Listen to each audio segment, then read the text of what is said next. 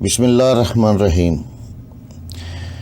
خالد بن ولید رضی اللہ تعالیٰ عنہ ایک ایسے صحابہ رسول کی داستان ہے جس نے اسلام قبول کیا تو آپ جناب حضور اکرم صلی اللہ علیہ وآلہ وسلم نے سیف اللہ یعنی اللہ کی تلوار کے خطاب سے نوازا۔ آپ چند ہزار مجاہدین اسلام کے ساتھ نکلے اور لاکھوں کی دشمن فوج کا مقابلہ کر کے اسلام کا پرچم کریا کریا نگر نگر سر بلند کیا۔ آپ کے نام سے اسلام دشمن قوتیں گھبرا جایا کرتی تھی۔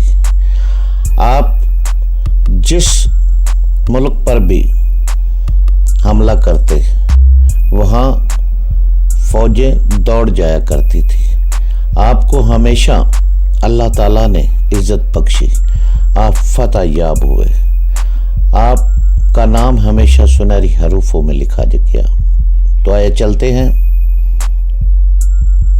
خالد بن ولید کی کہانی کی طرف۔ یہ ناول، یہ داستان ایمان فروز ہے۔ تو آئے چلیں۔ خالد بن ولید رضی اللہ تعالیٰ عنہ، قسط نمبر 45۔ میں ایسی جرات نہیں کروں گا، عمر نے کہا، میں اتنی جرات نہیں کر سکتا۔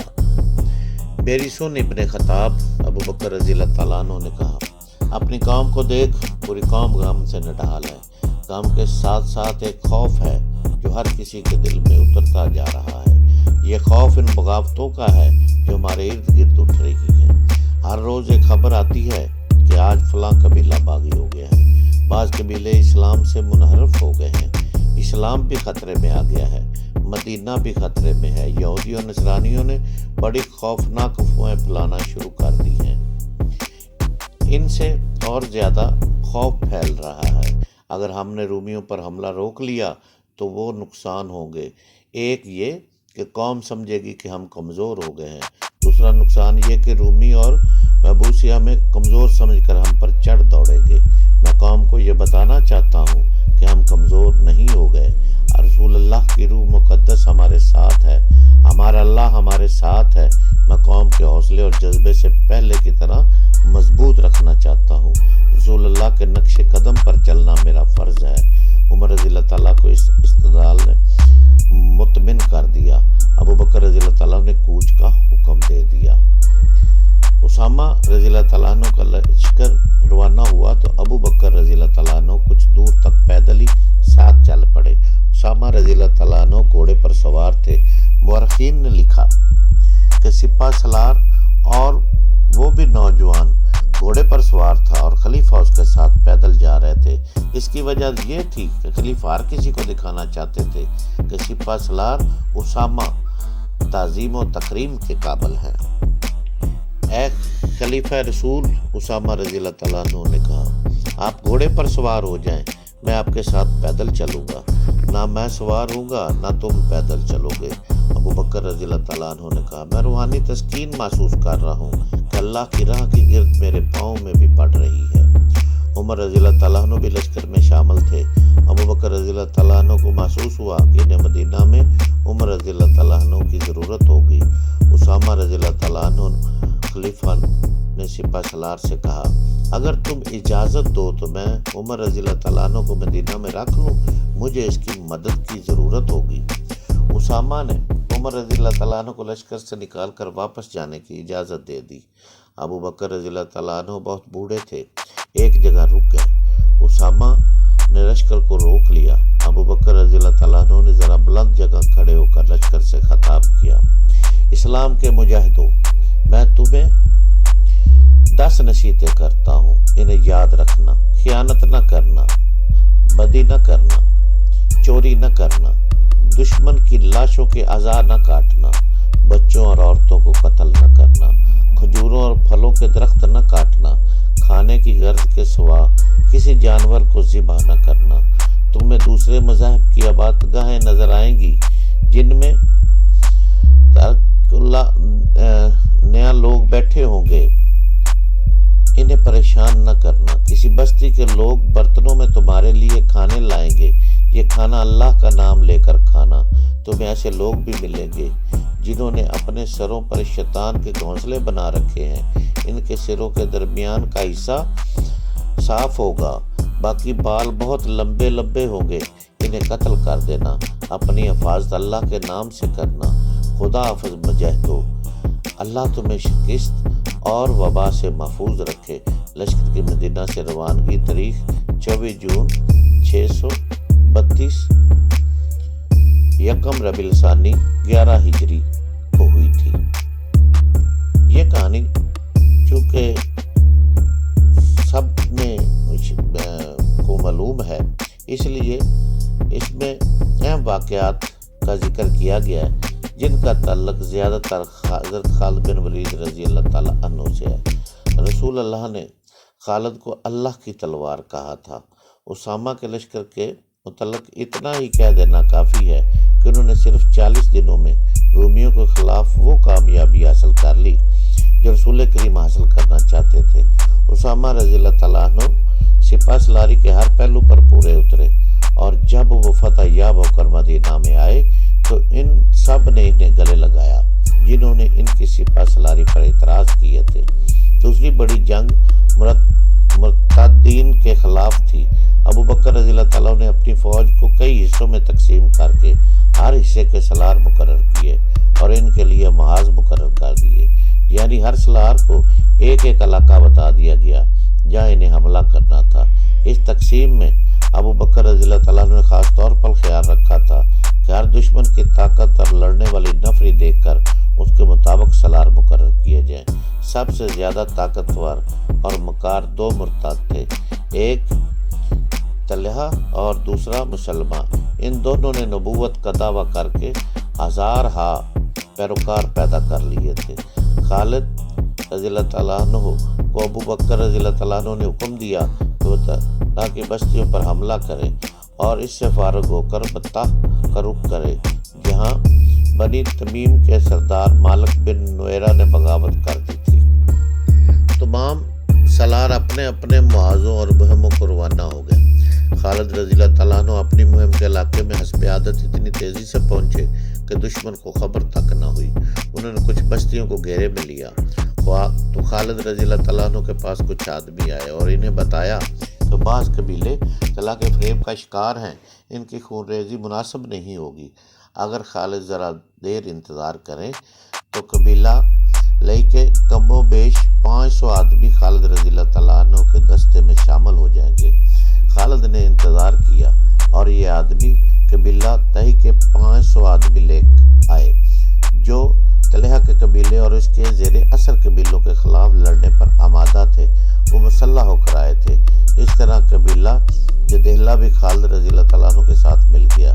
طلحہ کو پتہ چلا تو بہت گھبرایا، لیکن ایک شخص اینیا اس کے ساتھ تھا۔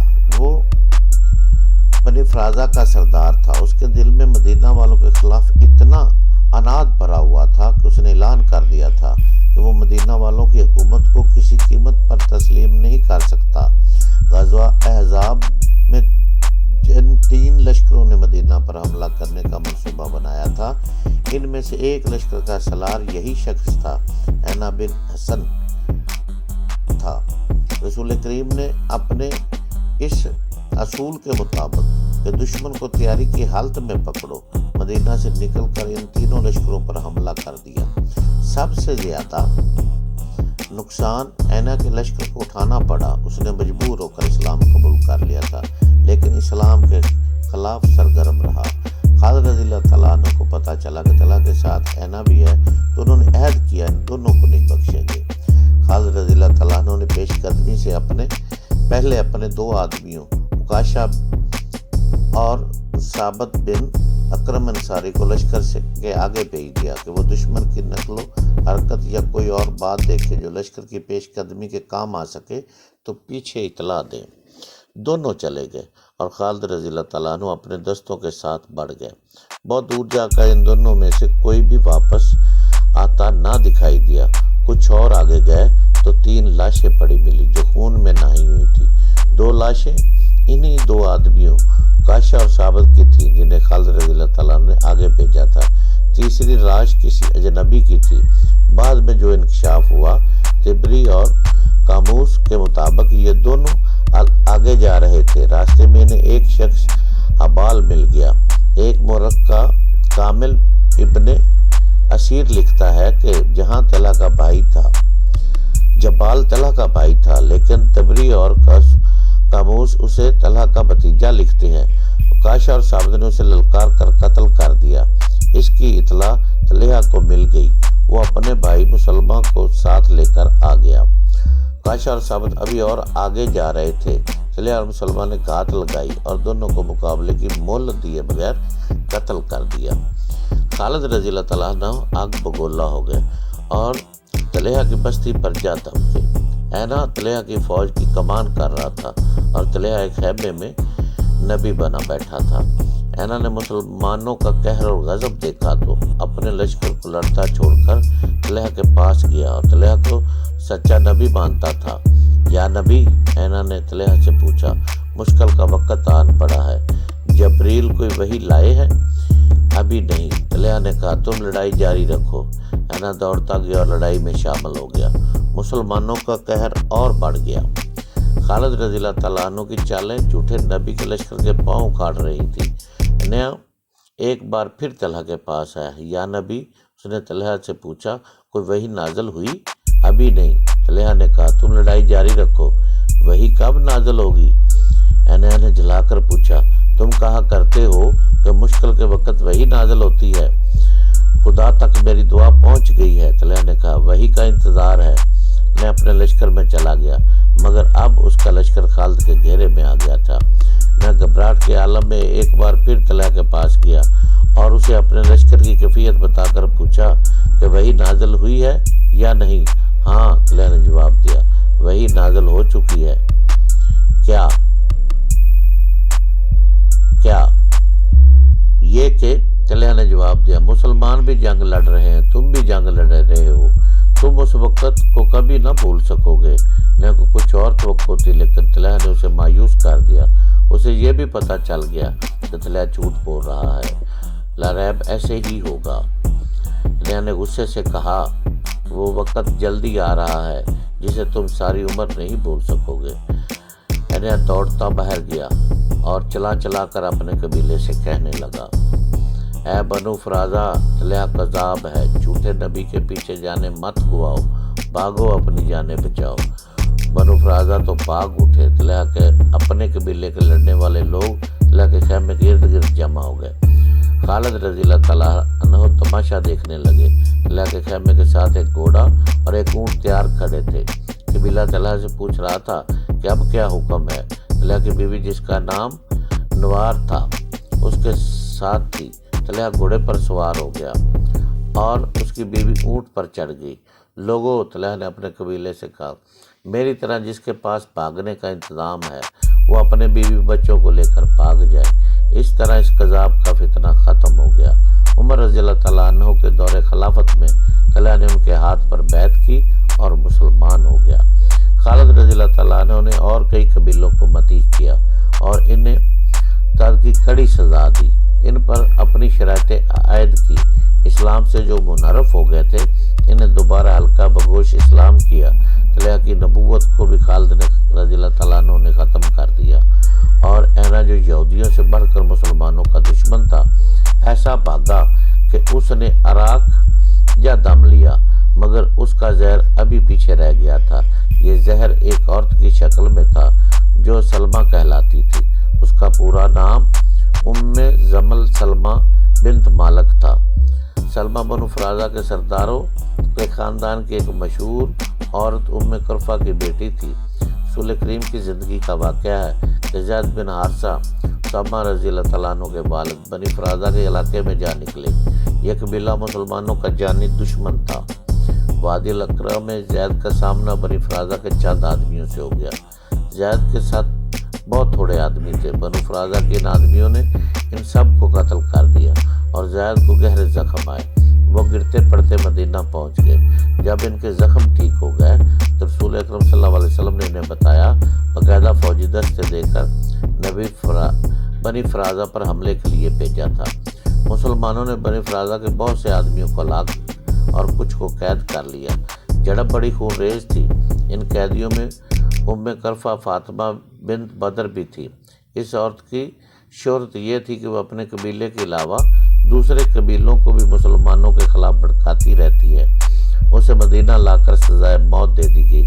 اس کے ساتھ اس کی کمسن بیٹی سلمہ بھی تھی۔ رسول کریم نے یہ لڑکی ام المومنین عائشہ صدیقہ کے حوالے کر دی۔ اسے پیار سے رکھا گیا مگر وہ ہر وقت اداس رہتی تھی۔ عائشہ صدیقہ نے اس پر رحم کرتے ہوئے اسے آزاد کر دیا۔ بجائے اس کے کہ سلمہ مسلمانوں کی شکر گزار ہوتی، اسے لونڈی نہ رہنے دیا گیا اور آزاد کر کے اس کی اونچی حیثیت میں واپس بھیج دیا گیا۔ اس نے اپنے دلی میں اپنی ماں کے قتل کا انتقام رکھ لیا اور جنگی تربیت حاصل کرنے لگی۔ وہ سرداروں کے خاندان کی لڑکی تھی۔ اس کے قیادت کے جوہر بھی پیدا ہو گئے۔ اس نے مسلمانوں کے خلاف ایک لشکر تیار کیا اور مدینہ پر حملے کے لیے پر توڑنے لگی، مگر مسلمان ایک جنگی قوت بن چکے تھے، اس لیے سلمہ مدینہ کے قریب آنے کی جرأت نہ کر سکی۔ اب طلحہ اور ابینہ کو شکست ہوئی تو سلمہ میدان میں آ گئی۔ اس کی ماں اینا کی چچا زاد بہن تھی۔